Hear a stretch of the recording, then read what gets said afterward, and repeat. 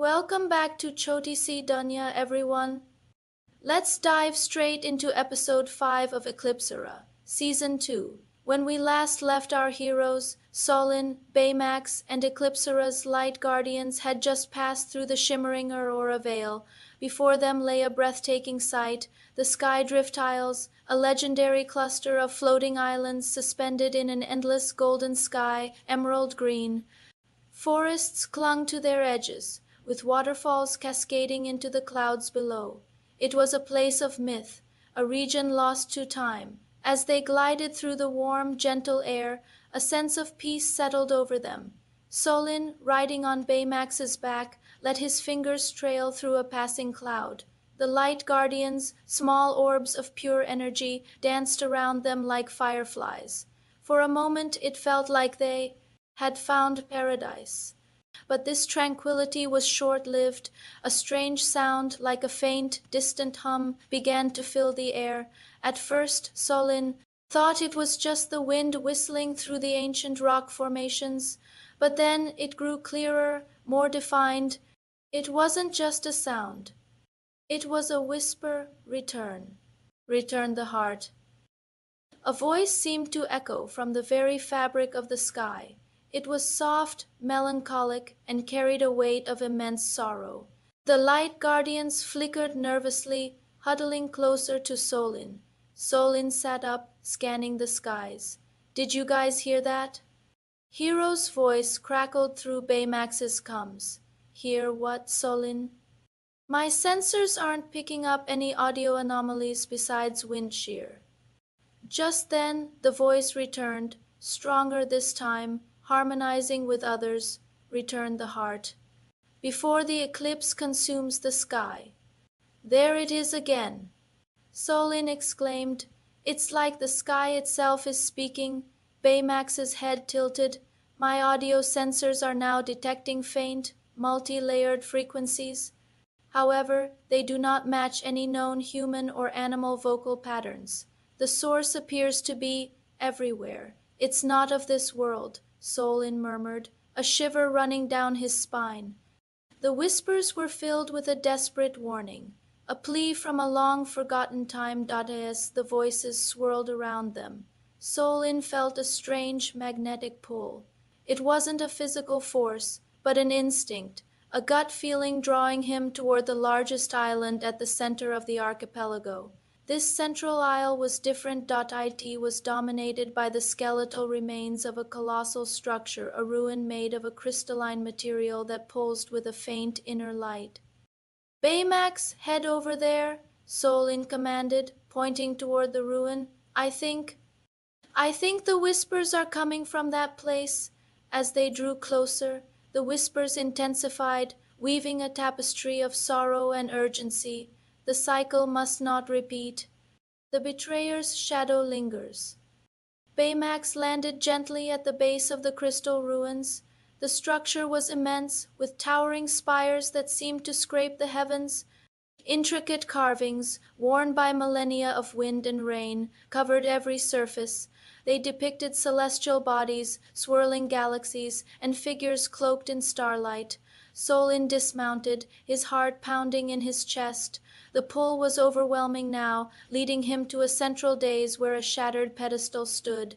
He could feel a powerful energy emanating from the crystal fragments scattered on the ground. Reaching out, his fingers hesitated for a moment before brushing against the largest glowing shard. The moment his skin made contact, boom! A blinding flash of white light erupted from the crystal, engulfing him completely. His vision went white, and his mind was flooded with a torrent of images, sounds, and emotions that were not his own. He saw a sky filled with two suns. He saw cities made of living crystal, humming with energy, and he saw a Hiro, a young woman with fierce, determined eyes, wearing a familiar pendant around her neck. The exact same pendant of starlight that he now wore. He saw her fighting, not with a sword of light, but by weaving cosmic energy with her bare hands, her face a mask of concentration. He saw her standing before a great eclipse, a swirling vortex of shadow that threatened to devour her world. Then a flash of betrayal, a feeling of profound loss, and then nothing, just an echoing silence. Solin gasped, stumbling backward, his connection to the crystal broken. He fell to his knees, breathing heavily. What? What was that? Baymax rushed to his side. Solin, your heart rate is dangerously elevated. You experienced a significant bioelectric surge. Are you injured? I'm fine, Baymax, Solin said, his voice trembling. I saw someone else, another Starlight Keeper. From long, long ago. He looked down at the pendant on his chest, his mind reeling. I'm not the first one. There was someone before me. Hiro's voice, now laced with awe and concern, came through the coms. Solin, what did you see? That energy discharge was off the charts. It wasn't magical. It was technological, but on a level I've never encountered. While Solin tried to process the fragmented memories, Hiro directed Baymax to scan the ruins. Baymax analyzed the composition of these crystals, cross-referenced the energy signature with our database on celestial phenomena. Baymax's optical sensors glowed as he scanned the ancient structure. Analysis complete, he reported a moment later.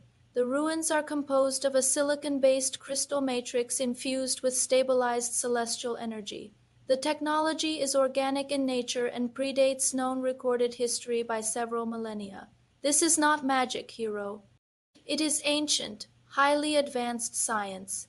As Baymax relayed his findings, the ground began to tremble. The whispers in the sky, which had quieted, returned with a vengeance, now filled with anger. Deceiver. Betrayer, you have returned. From the cracks in the crystal ruins, ethereal figures began to rise. They were tall, slender beings made of shimmering, blue light, their forms indistinct and wavering.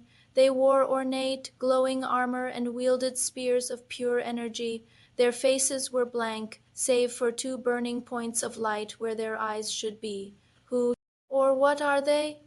Solin asked, scrambling to his feet. They appear to be energy-based entities, Baymax stated calmly. Life signs are minimal, suggesting they are constructs or spiritual remnants. I shall call them Echo Sentinels. The lead sentinel pointed its spear at Solin, its voice a discordant chorus of the sky whispers. You carry the mark of the betrayer. You will not defile this sacred ground again? Without another word, the sentinels charged. They think I'm a traitor. Solin yelled, summoning his sword of light. They've mistaken me for someone else. The battle was on. The sentinels were fast and relentless, their energy spears phasing through solid crystal to strike. Solin parried and dodged, his blade clashing against theirs with a sound like shattering glass. Solin, your current tactics are only 34% effective. Baymax announced, stepping in front of him. Allow me to assist. With a whir of servos. Two large panels unfolded from Baymax's back, generating a shimmering, hexagonal energy field. Upgraded plasma shields are now active. A sentinel's spear struck the shield and dissipated harmlessly. Thanks, Baymax. Solin shouted. While Baymax provided cover, Solin took a deep breath, trying to recall the images from his vision. He remembered the first keeper, how she didn't just wield light, she wove it. Closing his eyes, he focused his energy, not into his sword, but into his hands. He began to channel his inner starlight, picturing it as a thread. He spun it, looped it, and then thrust his hands forward, unleashing a spiraling ring of golden energy. Star loop. The attack shot forward, encircling two sentinels. As the loop tightened, it didn't destroy them, but seemed to resonate with their energy, causing them to freeze and then dissolve into motes of light that floated peacefully back into the ruins. The lead sentinel paused, its glowing eyes fixed on Solin's attack, that technique. It cannot be. Seizing the moment of hesitation, Solin and Baymax synchronized their efforts. Baymax projected a focused energy beam at the central dais, while Solin poured his own power into it. The combined forces caused the entire ruin to vibrate, the crystal humming with immense power. Instead of exploding, the dais opened up like a flower, revealing a swirling vortex of light and memory at its center, a portal. Analysis suggests this is a spatio-temporal rift, Baymax noted, a gateway to the memory sky. Through the portal, they saw fleeting glimpses of the world from Solin's vision. The crystal cities under two suns, the people of Starlight, and the looming terror of the first eclipse.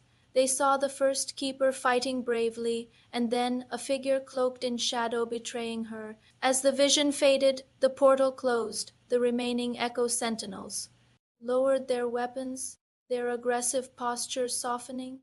The lead sentinel bowed its head. The memory is clear. You are not him. You are a new beginning. Forgive our ignorance, Keeper.